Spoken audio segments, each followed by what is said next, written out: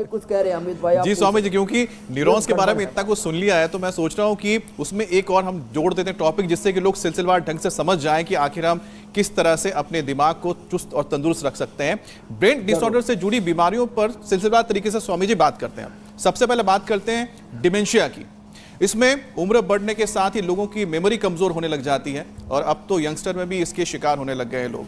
योगाभ्यास के साथ शुरू करते हैं और उसके उपाय भी आप बता दीजिए, ताकि एक तो है कि आपका दिमाग चुस्त रहे, मेमोरी अच्छी रहे, न्यूरॉन्स मजबूत रहे और भूलने की परेशानी ना हो।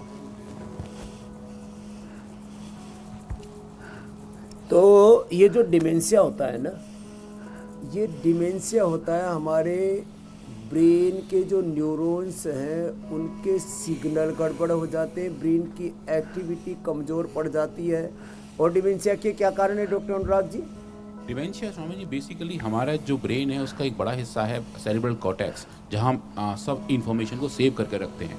उनके अंदर अगर सेल्स मरने शुरू हो जाएं, वहाँ पे सेल डेथ होनी शुरू हो जाए, तो मेमोरी स्टोरेज की कैपेबिलिटी कम हो जाती है स्वामी जी, और मेमोरी को वापस रिकॉल करने की कैपेबिलिटी कम हो जाती है। तो हमने ये मेधावटी और ये मेधाक्वाथ, मेधावटी का ही जो एस्ट्रैक्ट, मेधाक्वाथ का ही जो एस्ट्रैक्ट है मेधाक्वाथ और मेमोरी गिट से, उसमें क्या चीज़ देखा हमने स्वामी जी? एनिमल मॉडल में देखा कि अगर हमने एनिमल्स की मेमोरी को कंप्रोमाइज़ किया, कुछ न्यूरोटॉक्सिक ड्रग देख के उनके ब्रेन सिग्नल्स को स्लो किया और नर्व सेल्स को डैमेज किया, तो वो ऐसे एनिमल जिनके अंदर ऐसी दिक्कत थी, जब उनको हमने मेधावटी दी तो स्वामी जी उनके सिग्नल्स वापस आने शुरू हो गए, उनकी लर्निंग मेमोरी बेटर हो गई और उनका रेस्पॉन्स और रिकॉल दोनों अच्छा हो गया। तो ये पूरा, और ये इंटरनेशनल जर्नल में भी किस में छपा है? ये Swami ji metabolic brain disease में है। तो देखो, ये इसलिए मैं कहता हूँ कि हम scientific authentic treatment, scientific and authentic माने हम प्रामाणिक उपचार बताते हैं,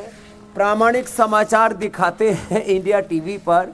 ये जो मेधावटी और मेमोरी ग्रिड के बारे में जो हमने अभी बताया, वो हमने पूरा, और ये मेधाक्वाथ के ऊपर पूरा रिसर्च किया और ये पाया कि इससे मेमोरी के लिए जो जिम्मेदार ब्रेन के सेल्स हैं उनकी एक्टिविटी अच्छी हो जाती है। तो जिनको भी ये डिमेंशिया की प्रॉब्लम है, भूलने की बीमारी है, कई बार तो यहाँ तक कि भूलने की बीमारी हो जाती है, गांव में कहा जाता है गोद में छोरा गली में ढिढोरा। माताएं बहनें अपने साड़ी के पल्ले में चाबी टांगे रहती है और घर में ढूंढती रहती है, मेरी चाबी खो गई। तो ये हालत हो जाती है। चश्मे का भी यही हाल होता है स्वामी जी। त्राटक करने से भी, त्राटक करो बहन, ये बहन त्राटक कर रही है, इसने भी अपना सिर दर्द अच्छा कर लिया। इसके बगल में हमारी राजस्थान की बहन है, उसने भी, क्या नाम जी भवरी देवी, भंवर में बच गई। तो ये मकरासन, ये भुजंगासन ले लेते हैं, ये भी ब्रेन की सिग्नल्स को अच्छा करते हैं, बहुत अच्छे हैं ये। जरूर जरूर स्वामी जी, रिसर्च ये कहती है कि खर्राटे भरने वालों के न्यूरॉन्स कमजोर हो जाते हैं और फिर दिमाग से जुड़ी हुई परेशानियां एक एक करके शुरू हो जाती हैं।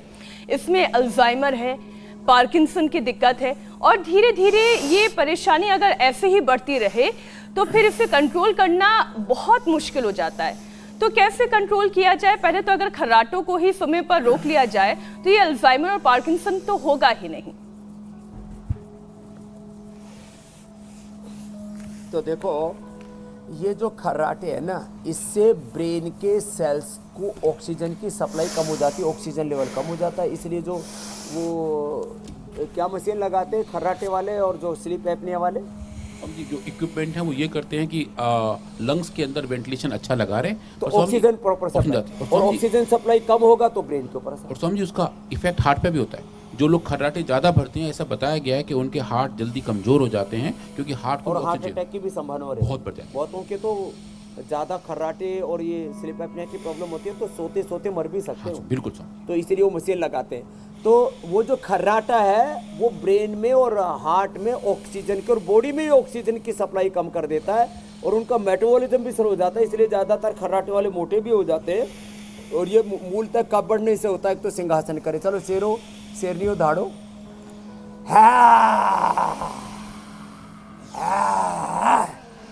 एक तो ये सिंहासन, एक ये उज्जाई है,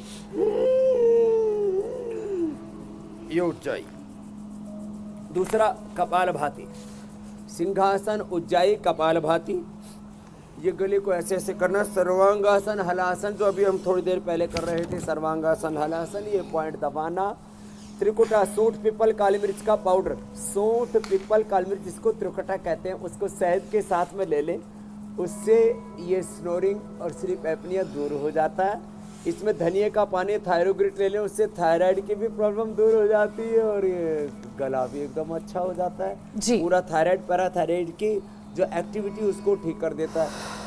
इसके बबूल की दातून कर ले, उससे भी वो ठीक हो जाता है। और एलोवेरा 100 ग्राम, 20 ग्राम उसके अंदर अमरूद के पत्ते और 10 ग्राम उसमें हल्दी, ये डाल करके और घुमा दें और उसको एक बार उबाल दें। फिर उबाल के छान करके उसमें 5 ग्राम सेंधर मिर्च डाल करके गरारे कर ले। गरारा करने से गला भी एकदम ठीक, स्वर भंग हो गया हो तो आवाज़ भी बंद होगी। जिनके पैरालिसिस हो गया था वोकल कॉर्ड का, वो भी अच्छा हो जाता है।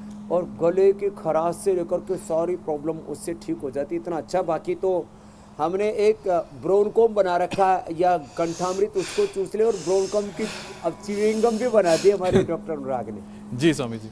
इंडिया टीवी हर वक्त हर जगह डाउनलोड करने के लिए सर्च करें India TV news Google play store या ऐप स्टोर पर।